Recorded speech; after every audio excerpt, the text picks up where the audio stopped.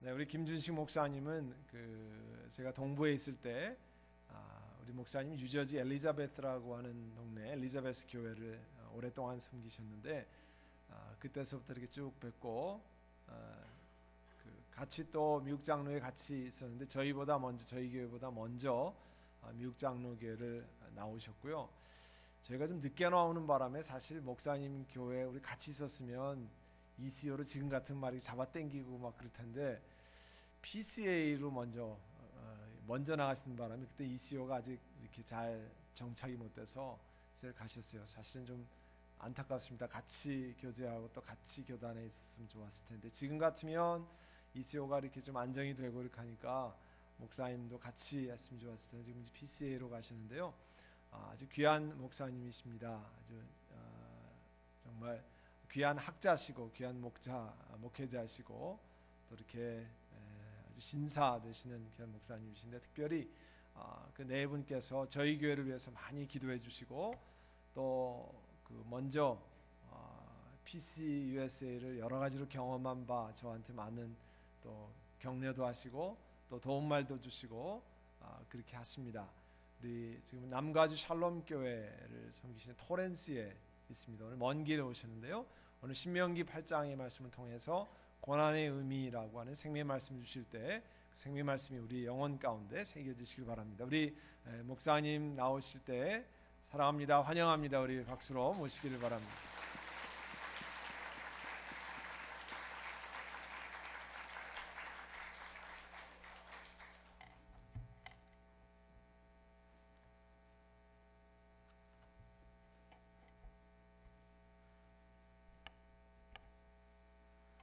할렐루야. 서로에게 평강의 복을 기원하는 마음으로 샬롬 인사 한번 나누시기 바랍니다. 샬롬. 샬롬. 한 번 더 인사하실 때 은혜 많이 받으세요. 인사 나누시기 바랍니다. 은혜 많이 받으세요. 은혜 많이 받으세요. 제가 사랑하고 존경하는 고태영 목사님 심무하시는 선한목자 장로교회에 나와서 하나님의 말씀을 증거할 수 있게 된 것을 영광으로 생각합니다. 오늘 찬양팀도 참 은혜롭게 찬양을 인도하셨고 우리 성가대도 정말 찬양을 은혜로운 예수를 따라가며 은혜로운 가사의 찬양을 불러주셨는데 특별히 성가대 이름이 마음에 드네요. 무슨 성가대라고요? 샬롬 성가대. 제가 섬기는 교회가 남가주 샬롬 교회입니다. 아주 좋은 이름을 가지고 있는 것 같습니다. 고태영 목사님하고 저하고는 몇 가지 공통점이 있어요. 말씀하셨듯이 동부에서 목회를 하다가 서부로 와서 하나님의 교회들을 섬기게 된 것, 한 가지 공통점입니다. 또 하나의 공통점이 있다면 둘 다 나이가 30대라는 거, 정신연령이 그렇다는 거죠. 또 한 가지는 둘 다 피스 USA 교회에서 목회를 하다가 안타깝게도 피스 USA가 동성애로 표류하는 것을 보고 분연히 그 교단을 탈퇴하고 새로운 교단으로 들어가게 된 것 역시 공통점입니다. 그럼 얼마나 많이 지난 3년여 동안 기도하시고 고민하시고 또 어려움을 겪어 오셨습니까? 제가 정말 부러울 정도로 여러분의 교회에 귀한 것은 목사님과 당회원 장로님들과 온 교인들이 한 마음 한 뜻이 되어 주님을 섬기고 따르고 계신 것, 이것은 놀라운 하나님의 은혜인 줄로 믿습니다. Stay the course, 그 길을 계속 정진하시기를 바랍니다. 이 시대에 진정한 리더십은 어디에서 오는 것인가? 팔로워십에서 오는 것이다 라고 말을 하고 있습니다. 하나님의 교회가 세상 속에서 진정한 리더십을 발휘할 수 있으려면 팔로워십, 누구를 팔로우하는 걸까요?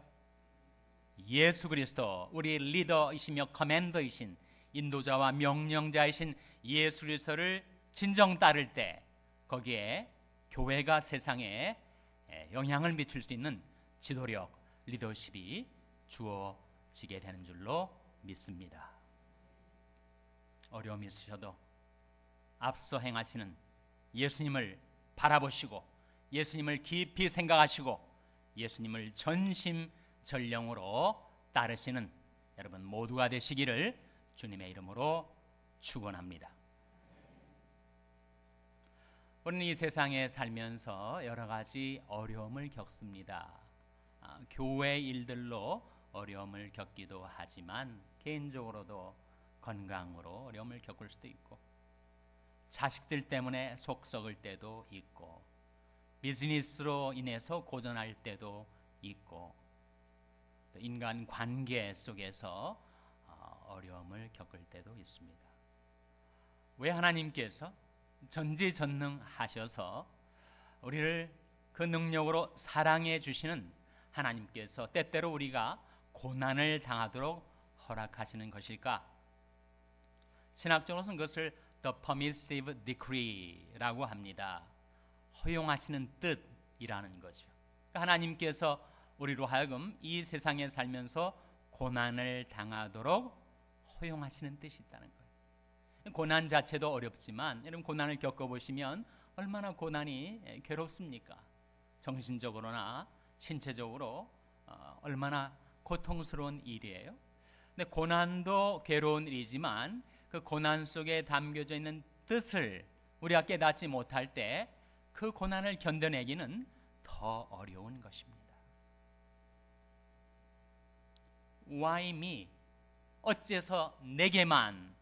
이라는 한탄과 자기 연민과 피해 의식 속에 빠져들게 되는 거죠. 고난의 의미를 알지 못할 때. 그러나 내게 고난이 닥쳐와도 그 고난 속에 뜻이 있다, 고난 속에 길이 있다고 믿고 그 고난의 의미를 깨달은 사람은 마침내 그 고난을 극복하게 되는 것입니다. 고난의 의미가 무엇일까? 하나님께서 말씀을 통하여 우리에게 계시를 해 주시고 있습니다. 신명기 8장 2절 말씀, 여러분이 가신 성경 개역 개정을 사용하시는 것으로 알고 있는데 제가 가지고 있는 개역 한글로 8장 2절 말씀을 제가 읽겠습니다. 내 하나님 여호와께서 이 40년 동안에 너로 광야의 길을 걷게 하신 것을 기억하라. 이는 너를 낮추시며 너를 시험하사 내 마음이 어떠한지 그 명령을 지키는지 아니 지키는지 알려 하심이라. 이스라엘 백성이 광야의 길을 40년 동안 걸어오면서 많은 고난을 겪었는데 그 고난의 의미가 무엇인가? 하나님께서 왜 그 고난을 허용하셨는가? 그 허용하시는 뜻이 무엇인가? 뭐라고 말씀하고 있습니까? 이는 다 너를 낮추시며 라고 말씀하고 있습니다. 내 하나님 여호와께서 이 40년 동안에 너로 광야의 길을 걷게 하신 것을 기억하라. 이는 너를 낮추시며 너를 시험하사 내 마음이 어떠한지 그 명령을 지키는지 아니 지키는지 알려 하십니다. 우리말 속담에 열 길 물속은 알아도 한 길 사람 속은 모른다, 그런 말이 있죠. 다른 사람 속뿐만 아니라 내 속을 내가 몰라요. 내 마음 깊은 곳에 어떤 동기가 숨어 있는지, 나의 삶을 추진하는 내 인생의 동인과 동력이 무엇인지를 나 자신도 간파 못할 때가 종종 있습니다.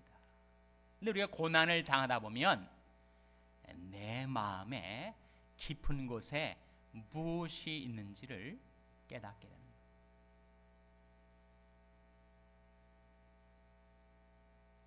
마음의 비밀을 아시는 하나님, 인격의 비밀을 아시는 하나님께서 내 속에 있는 것을 고난을 통과하는 가운데 드러내 주시고 나타내 주시고 나로 하여금 그것을 깨닫게 해주신다 하는 거예요.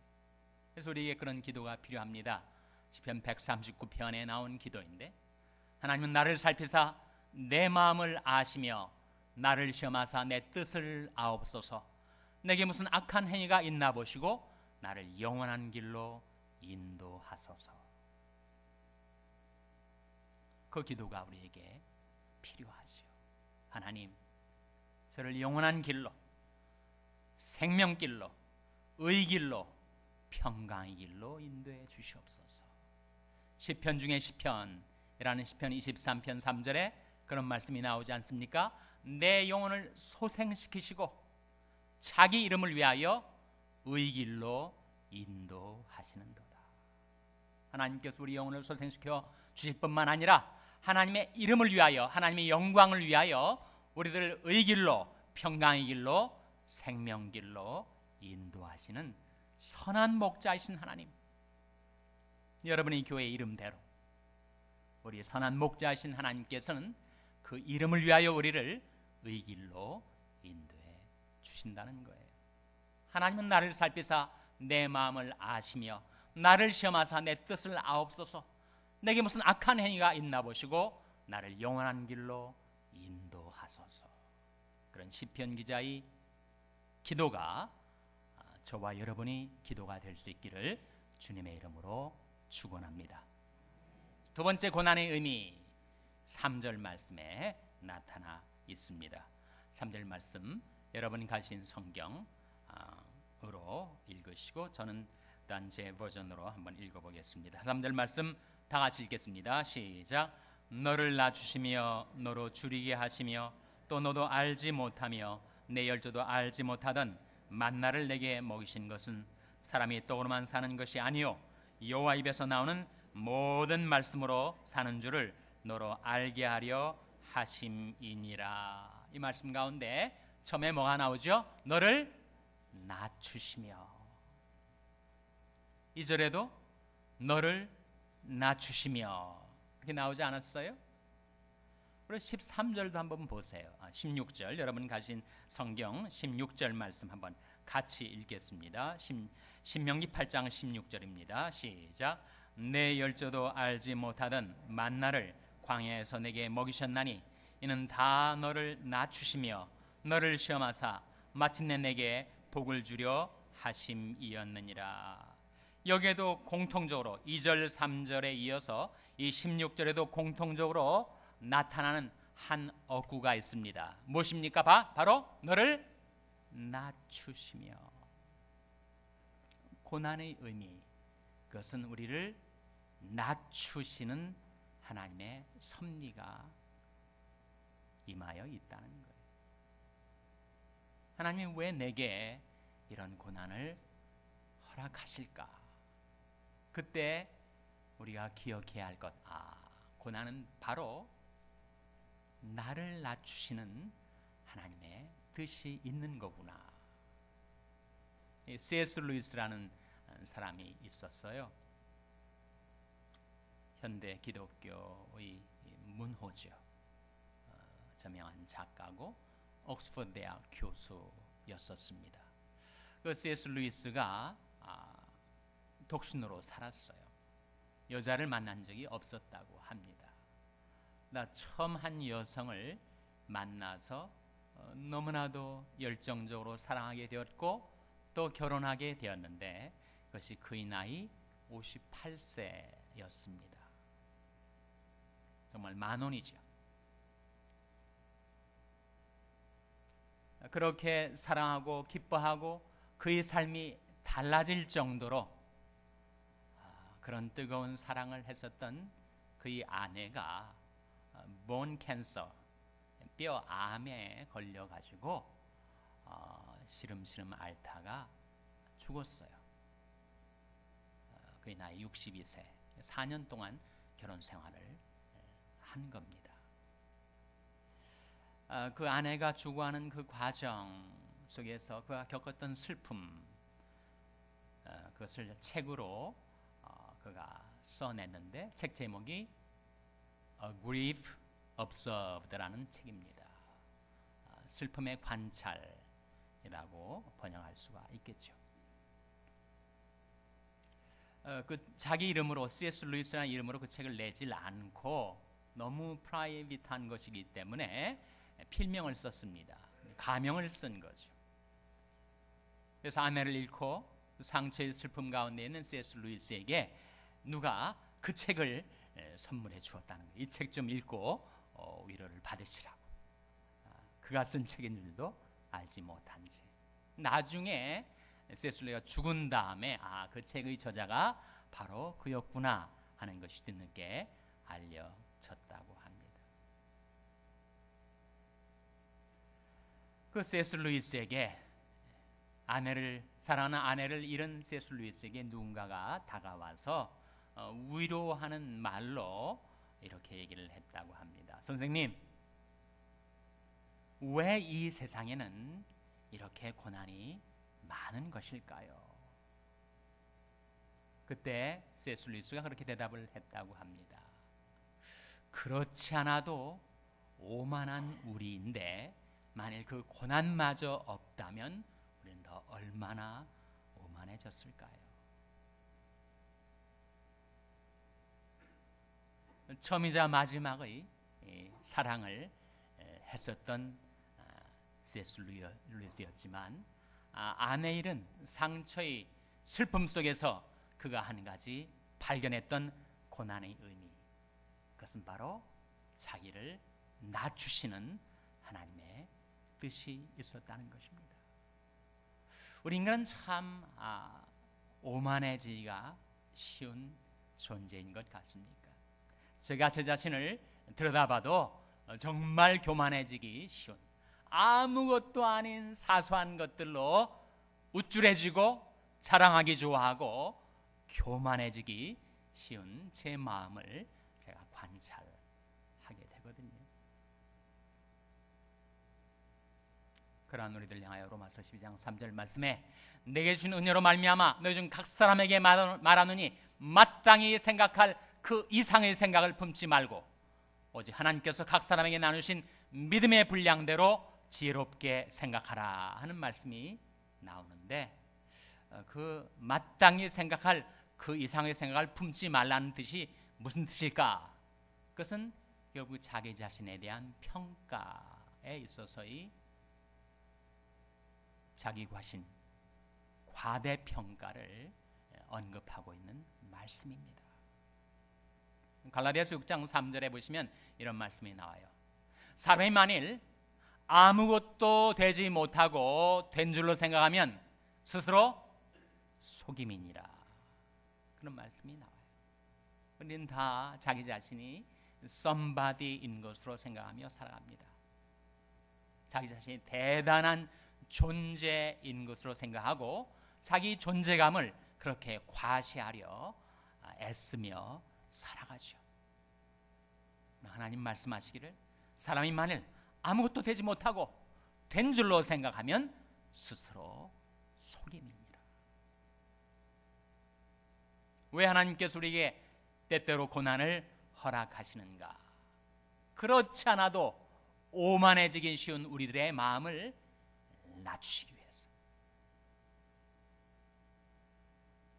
그래서 내 마음속에 나의 삶을 추진시키는 그 동기와 동인이 무엇인지를 나로 깨닫게 하기 위해서, 내 마음이 어떠한지, 과연 하나님의 말씀을 지켜 살려 하는지, 아니면 여차하면 세상 낙을 쫓아서 하나님을 버리고 말씀을 버리고 세상으로 치달으려 하는지, 고난을 통과하면서 내 마음의 실상을 깨닫게 하려 하신다는 것. 둘째로 나 자신을 낮추셔서 사람이 떡으로만 살 것이 아니요 하나님의 입으로 나오는 모든 말씀으로 살 것임을 알게 하시기 위함이라고 3절에 말씀하고 있습니다. 우리는 떡 없으면, 밥 없으면 못 살죠. 그러나 밥만으로는 결코 살 수가 없습니다. 만일 우리가 온통 육체 덩어리라면 밥만으로도 살 수가 있겠죠. 그러나 우리는 육체 플러스 영혼의 존재이기 때문에 우리 육신은 밥을 먹어야 살아 힘을 얻고 움직이는 것처럼 우리 영혼은 하나님의 말씀을 받아 먹어야만 힘을 내서 살아갈 수가 있는 것입니다. 예수님께서 사탄의 무서운 시험 40일 주야로 금식하셨으니까 내가 만약 하나님의 아들이거든 이 돌들이 변하여 떡덩이가 되게 하라 라고 시험하는 자가 예수님을 시험하였을 때 뭐라고 대답하셨습니까? 기록하였으되 사람이 떡으로만 사는 것이 아니요 하나님이 입으로 나오는 모든 말씀으로 살 것입니다. 마태복음 4장에 나온 그 복음서의 사건은 예수님께서 하시는 이 신명기 8장 3절 말씀을 그대로 인용하신 것이었습니다. 사람은 떡으로만 살 수 없어요. 우리는 영혼 육을 가진 존재이기 때문에 하나님의 말씀을 받아 먹어야만 살 수가 있습니다. 예레미야를 한번 생각해 보세요. 예레미야 역시 하나님의 뜻을 받들어 실행하려다가 많은 고난을 당했습니다. 자기 동족 유다 민족으로부터 배반자라는 반역자라는 그런 누명을 시험당하고 많은 핍박과 고통을 당하며 소위 슬픔의 선지자로 눈물의 선자로 살아갔었습니다. 그러나 예레미야에게는 남모르는 기쁨과 즐거움의 소스가 있었어요. 예레미야 15장 16절 말씀에 나오는 것인데 내가 주의 말씀을 얻어먹었사오니 주의 말씀은 내게 기쁨과 즐거움입니다. 하나님의 말씀을 받아먹고 살았던 예레미야, 그 말씀을 늘 마음속에 간직하고 살았던 예레미야, 비록 그가 이 세상 속에서 하나님의 뜻을 받들어 살려 하다가 고난과 핍박을 당했을지라도 그러나 말씀이 주는 기쁨과 즐거움이 그 인생을 든든하게 세워 주었던 것입니다. 지금 내가 너희를 주와 및 그 은혜의 말씀께 부탁하노니 그 말씀이 너희를 능히 든든히 세우사 거룩히 하심을 입은 모든 자 가운데 기업이 있게 하시리라. 여러분 기억하십시오. 오늘 여호수아 요한선교회에 속한 회원들 특별히 기억하세요. 하나님의 교회는 말씀의 교회입니다. 따라서 어떤 형태로든지 하나님의 교회를 위해서 봉사하고자 하는 자는 그 말씀에 익숙질 않으면 안 됩니다. 하나님의 말씀이 나의 심령, 나의 휘청거리는 연약한 믿음, 그것을 든든하게 세워주는 능력이 말씀에 있기 때문이죠. 지금 내가 너희를 주와 및 그 은혜의 말씀께 부탁하노니 그 말씀이 너희를 능히 든든히 세우사 거룩히 하심을 입은 모든 자 가운데 기업이 있게 하시리라. 기업은 회사를 말하지 않습니다.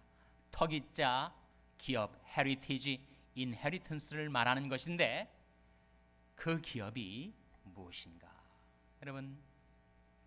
여러분이 경영하시는 사업체가 있다면 또 여러분이 운영하시는 가게가 있다면 그 가게가 이 세상에 정말 기업이죠.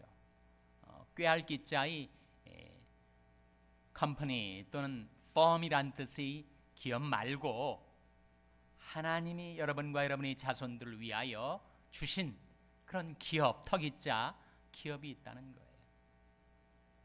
그래서 내가 이 세상에 살면서 어려움을 당할 때도 그래도 믿는 구석이 있지 않습니까?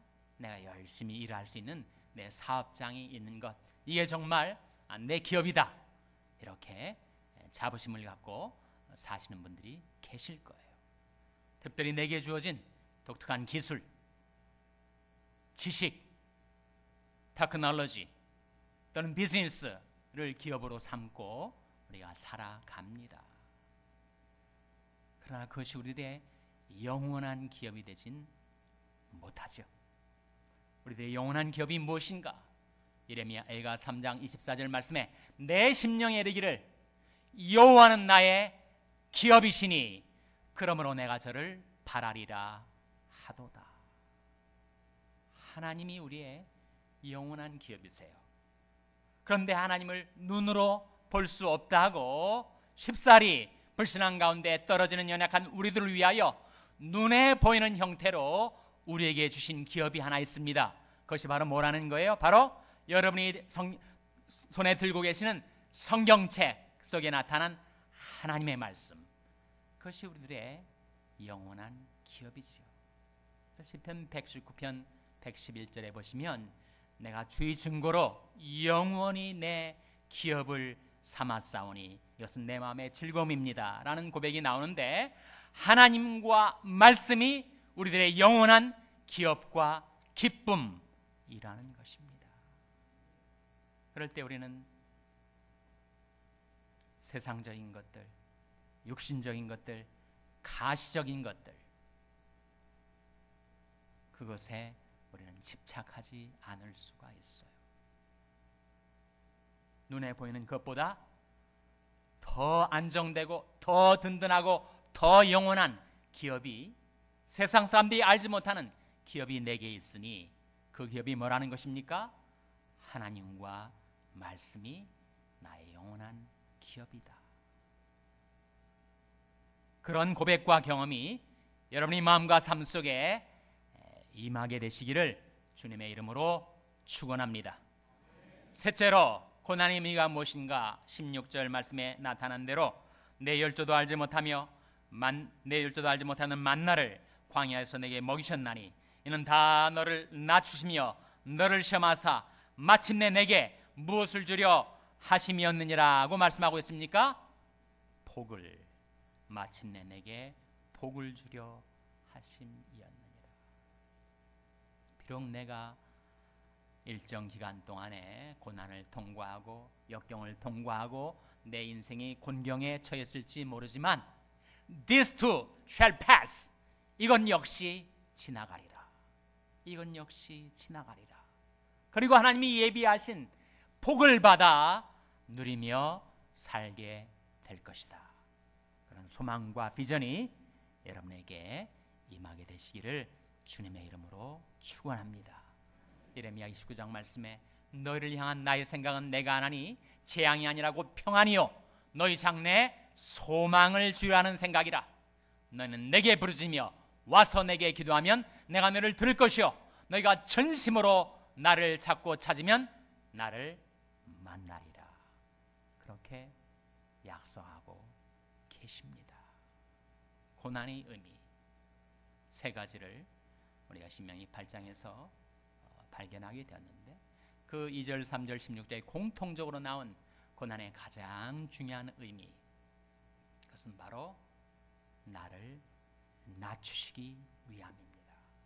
나를 낮추셔서 이제는 하나님의 말씀에 순종하며 살게 하시고 하나님의 말씀을 나의 영원한 기업과 기쁨으로 삼고 살게 하시고, 비록 지금은 고난을 통과하고 있지만 이건 역시 지나가게 될 것이고 마침내 하나님이 예비하신 풍성한 복을 받아 누리게 하심이신 줄로 믿으시기를 바랍니다. 여러분이 가는 길이 지금 힘들고 어려울지라도 여러분 기억하세요. 예레미야 10장 23절에 우리보다 훨씬 신앙이 훌륭했던 예레미야 선자도 이렇게 고백을 하였습니다.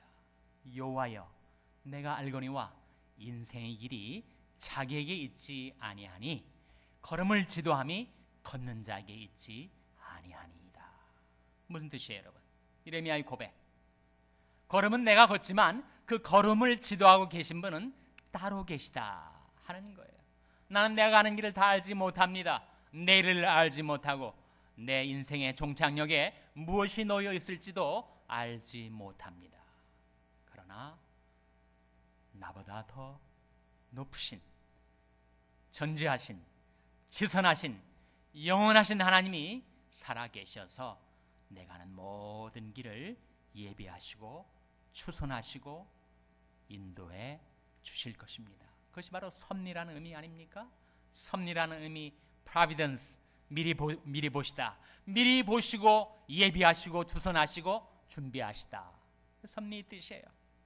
섭리를 한자로 푼다면 제방변의 귀자 세 개인데 그 섭자가 무슨 섭자인가? 붙들 섭자, 끌어당길 섭자. 하나님께서 표심팔 강한 손으로 여러분 한 사람의 인생을 붙드시고 끌어당기시고 지켜주시고 보호하시고 인도하고 계신 것, 그것이 바로 하나님의 섭리 아닙니까? 우리가 알거니와 하나님을 사랑하는 자 곧 그 뜻대로 부르심을 입은 자들에게는 모든 것이 합력하여 뭐를 이룬다고요? 선을 이루느니라. 여러분이 하나님을 사랑하시면 진정 여러분 한 사람 한 사람이 하나님을 사랑하고 하나님이 여러분을 불러주신 부르심 받은 뜻에 충성하며 살아갈 때 여러분의 삶 속에 순경이 다가오든 역경이 다가오든 고난이 다가오든 형통한 삶이 다가오든 하나님께서는 그 모든 것 합력하여 결국은 선을 이루어 주실 줄로 믿습니다. 그 하나님의 섭리 손에 여러분의 영이 지금 붙들려 있는 거예요. 그리고 여러분의 시대가 주의 손 안에 있는 것입니다. 시편 31편 15절 말씀에 내 시대가 주의 손에 있사오니, 이게 무슨 말인가? My times are in thy hand라는 이 말의 의미가 무엇인가?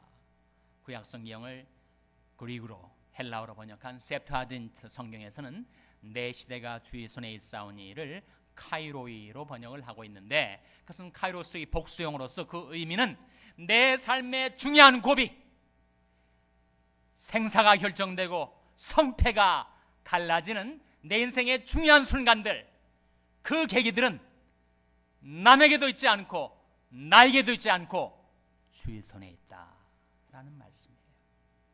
나의 시대가 주의 손에 있습니다. 남의 손에도 있지 않고 연약한 나의 손에도 있지 않고 주의 손에 나의 시대가 있는 것입니다. 여러분의 영이 주의 손에 있고 여러분의 삶이 주의 손에 있고 여러분의 인생의 중요한 고비와 계기들이, 중요한 결정적인 순간들이 다 주의 손 안에 있음을 믿으시기 바랍니다. 고난을 통과하시는 선한 목자 장로교회 성도님 여러분, 제가 마지막으로 여러분에게 전달해 드리고 싶은 하나님의 말씀, 시편 37편 23절 24절 말씀 한번 다 같이 찾아보시기 바랍니다. 시편 37편 23절 24절. 구약 성경, 제가 가진 성경은 828페이지인데 시편 37편 23절 24절. 시편 37편 23절 24절 한번 같이 읽겠습니다. 시작.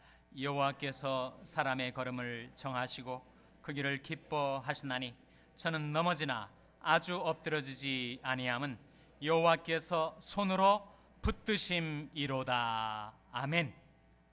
여호와께서 사람의 걸음을 정하시고 그 길을 기뻐하세요. 그래서 여러분을 그 길로 인도하고 계십니다. 근데 그 길을 가던 우리가 실수할 때가 있죠. 오판할 때가 있습니다. 실착을 둘 때가 있어요. 그래서 내가 넘어질 때가 있습니다. 쓰러질 때가 있단 말이죠. 그러나 저는 넘어지나 아주 엎드러지지 아니함은 그 이유가 뭐라고요? 여호와께서 손으로 붙드심이로다. 여러분 한 사람 한 사람의 인생 길에 하나님께서 함께 해주시고 특별히 여러분의 교회 선한 목자 장로교회가 가는 이 고난의 길 가운데 하나님이 함께 계셔서 혹시 여러분이 어려움을 겪으셔서 넘어지는 일이 있을지라도 아주 엎드러지지 아니함은 여호와께서 손으로 붙드심인 줄로 믿으시기 바랍니다. 기도하시겠습니다. 아버지 하나님, 하나님의 말씀을 통하여 저 연약한 인생이 광야와 같은 이 세상길에 고난을 당하는 의미가 무엇인지를 깨우쳐 주신 것 감사를 드립니다. 이는 다 하나님 앞에서 저들을 낮추시기 위함인 줄로 믿고, 하나님 이제는 하나님의 말씀이 길로 행하며 하나님의 말씀을 저들의 영원한 기업과 기쁨으로 삼으며 마침내 하나님께서 저들에게 복을 주실 그날을 소망 삼아 살아갈 수 있도록 도와주시옵소서. 연약한 저희들이 믿음의 길을 가다가 하나님이 정해놓으신 그 길을 행하다가 혹여 어려움을 당할지라도 아주 엎드러지지 아니함은 여호와께서 손으로 붙들어 주심인 줄 믿사옵나니 하나님 그 긍휼과 권능의 손으로 선한 목자 장로교회를 붙들어 주시고 우리 고태훈 목사님과 모든 성도님 한 분 한 분을 붙들어 주셔서 이 믿음의 길, 의의 길, 생명의 길을 다 가고 거기서 주님 앞에 경배드리며 영원토록 주를 섬길 수 있도록 축복하여 주시옵소서. 이 모든 말씀을 예수님의 이름으로 기도하옵나이다. 아멘.